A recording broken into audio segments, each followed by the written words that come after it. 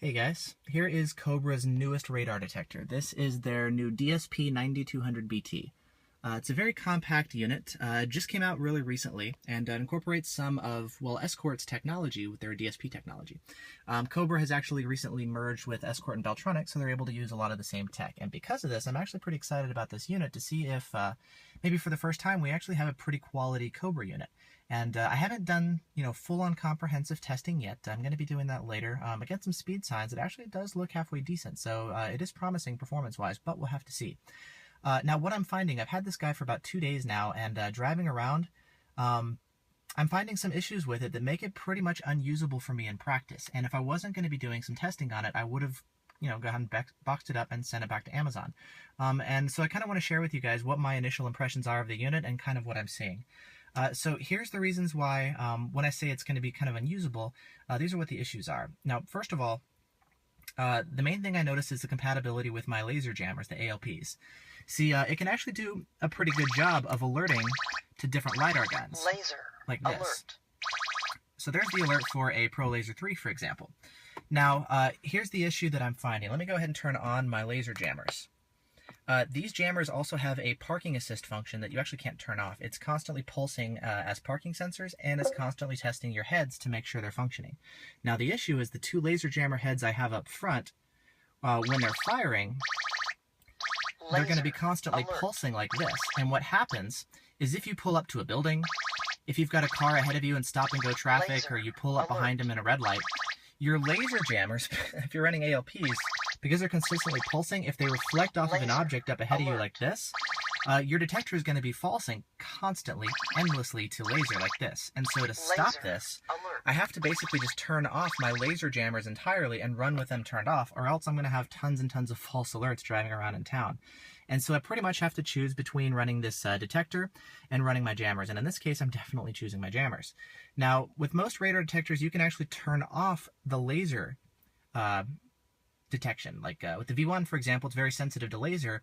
It's awesome, but it has very poor filtering, so you get a lot of false alerts too. It doesn't actually false to the ALP. I've actually seen no other detector ever false to these ALPs. But if you take a look here in the detector settings, you can see we can actually go in and, change some of the stuff. Like we can turn on and off, X-band, K-band, Ka-band. We cannot do it with laser. If you take a look at the tutorial for, I'll go back. The information here, right here in the app, it says laser alerts are automatically enabled in iRadar and are not offered as an option in the settings page. This is because they have a very high likelihood of being real. So what they're saying is I don't have the ability to actually turn off laser detection on this detector, which sucks. So because of that, if I'm running ALPs at the same time, they're pretty much incompatible. And for me, I would definitely rather choose a different detector than compromise on what's basically the best laser jammers on the market. So yeah, you can't turn off the parking sensor pulses from here, and you also can't turn laser off for there. And so because of that, the two are not compatible. So that's one issue I found. Another one is this Oled screen. It's pretty, you can read it at night and in the shade, but once it gets sunny out, and especially if there's sunlight shining directly on the screen, it's not really visible. You do have a couple different brightness options. Dimmer, dark. Don't worry about the flickering, that's just a camera thing. That's not what you'll see in real life. But even in the brightest setting, it's actually very, very tough to see the screen. And if I have the music playing, or if I've got, the windows rolled down or anything, the volume on this guy... Volume. Audio max. If I run the volume maximum, if I'm sitting here, I got the doors closed, I'm parked, the engine's not running, the stereo's turned off. Right now I can hear the alerts. But if I'm driving around, the maximum volume is too low, so I can't hear the alerts. So it's actually pretty often that I run into a situation where I'm driving. If it's sunny out, I can't see the alerts.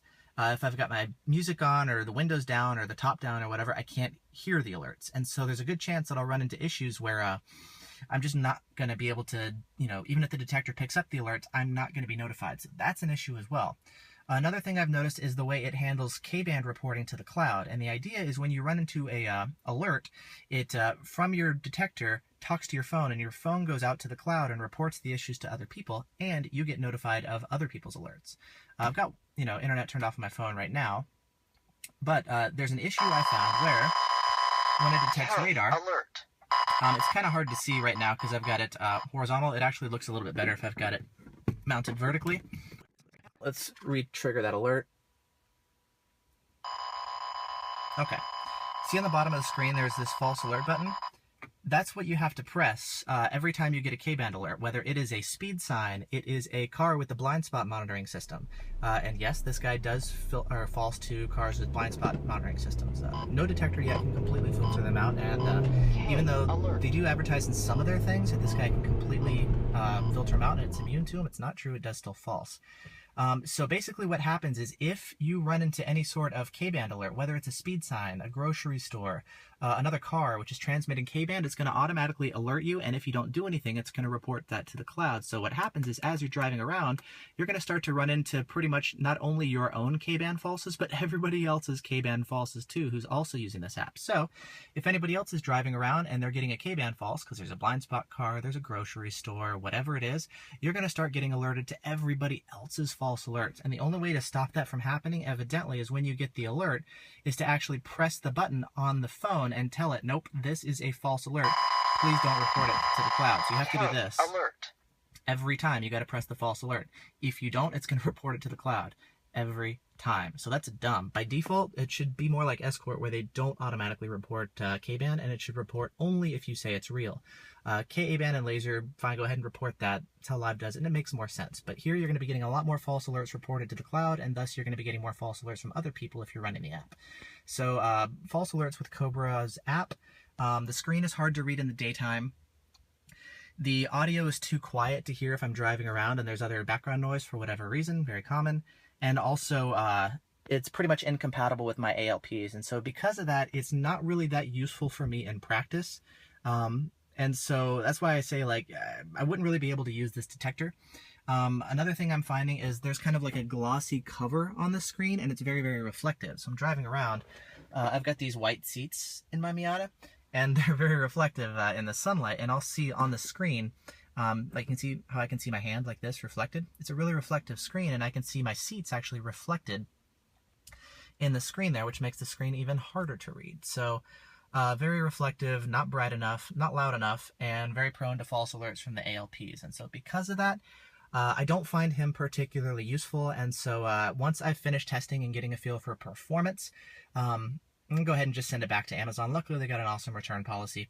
I'm hoping it does well, you know, performance-wise, but even if it does, there's really nothing that's really justifying its $400 price tag. There's so many other good options at this price point that, I mean, you're missing features like GPS lockouts, which is so helpful to drive around every time. Now, every time I pass a speed sign or a grocery store, I have no ability to lock it out. With tons of other detectors, you can do that now. And hopefully down the line, Cobra will use Escort's technology for lockouts and incorporate that. But this detector does not have it, so you will get false K-band alerts. So you'll notice when the K-band signal arises, there's no option to actually press lockout the way you would with some other detectors. All you have is that, you know, it's true or it's false, and that's it.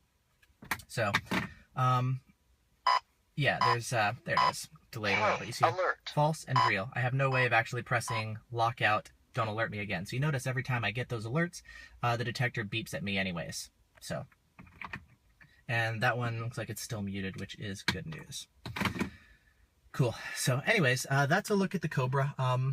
If you're in the market for one of these, I would recommend looking at another one of the products, you know, the traditional ones, the V1, the Redenso, the Max, the Redline, something that's going to be a little bit nicer. Heck, the Uniden is going to be giving you more features, you know, like the lockouts and stuff, and whatever. As far as I can see, not really much yet that's justifying his price tag, and there's definitely some deal breakers that for me personally are going to be probably an issue.